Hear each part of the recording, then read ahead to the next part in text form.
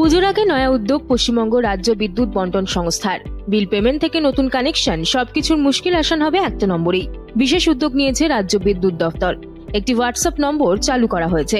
WhatsApp নম্বরের মাধ্যমে বিভিন্ন পরিষেবা দেওয়া হচ্ছে। বৃহস্পতিবারে কন্ট্রোল রুমের উদ্বোধন করেন বিদ্যুৎ মন্ত্রী অরূপ বিশ্বাস। সেখানে উপস্থিত ছিলেন বিদ্যুৎ দফতরের সচিব শান্তনু বসু সহ সিএসসির আধিকারিকরা।